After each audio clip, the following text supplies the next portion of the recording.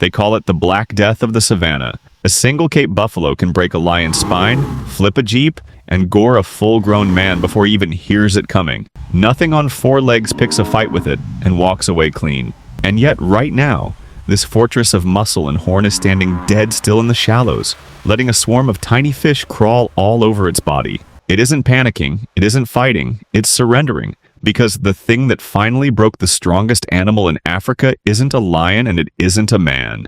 It's smaller than a grain of rice. The enemy comes in the hundreds. Ticks. They drive their heads deep into the buffalo's hide, swell fat and gray with stolen blood, and hang off it in clusters like rotten grapes. Every single one is a slow leak. They drain the animal's blood drop by drop, and worse, they carry fever and disease that can hollow out a healthy buffalo from the inside. And there is no relief. The buffalo has no hands to rip them away, no way to reach the soft folds behind its legs where the hungriest ones dig in. Just an itch that never stops.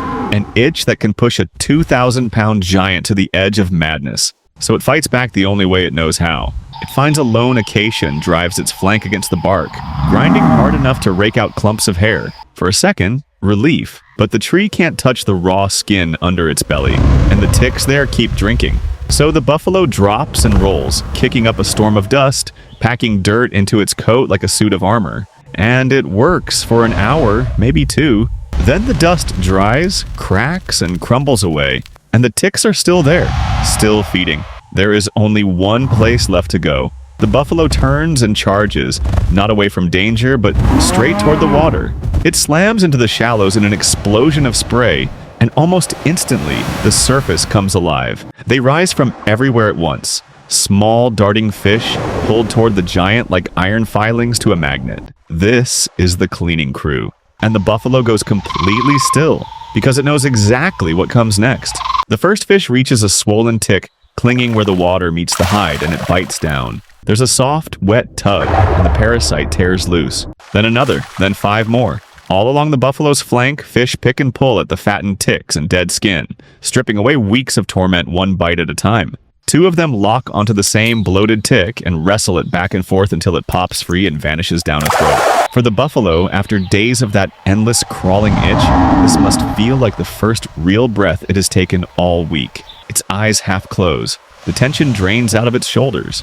And then they get bolder. Fish press right up under its belly and into the creases of its legs, the exact places no tree and no dust could ever reach. A few swim straight up to its face and pluck parasites from the corner of its eye, and the buffalo just blinks, slow and heavy, and lets them work. This is the spa it crossed an entire floodplain to reach. For one long moment, there is nothing but the flick of fins and the quiet work of 100 small mouths. Pure peace. But that peace has a price. And somewhere underneath it, the buffalo knows. Because to stand frozen in murky water is to make yourself a target. Every second, the buffalo holds still, giving itself over to the cleaning it cannot see what is gliding just beneath the surface. And in these same warm shallows, something else has been waiting the whole time. A crocodile rests motionless, one body length away, reading the ripples, measuring the distance to a throat. This, not the charge, not the fight, is the most dangerous moment in a buffalo's entire day. The exact instant it lowers its guard to be healed. In this water, relief and death float side by side. So why take the risk? Why trade a hidden hunter for a few dead parasites? Because the ticks are not a maybe. Left alone, they will bleed the buffalo pale, sicken it, and wear it down until it is too weak and too slow to outrun anything at all. The crocodile is a gamble the buffalo might lose once.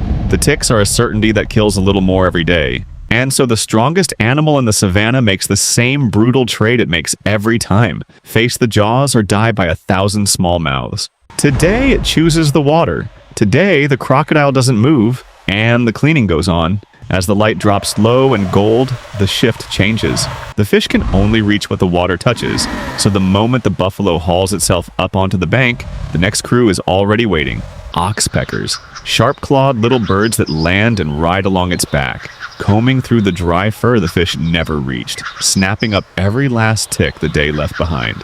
One works the ridge of the spine.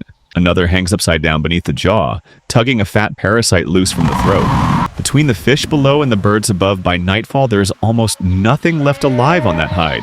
But make no mistake, none of this is kindness. The fish aren't saving the buffalo, they're eating. The birds aren't loyal, they're feeding. And the buffalo isn't grateful, it's desperate. 3 animals that would never call each other friends, all kept alive by the same swarm of parasites they all depend on. Out here, nobody helps for free, they just agree on the price.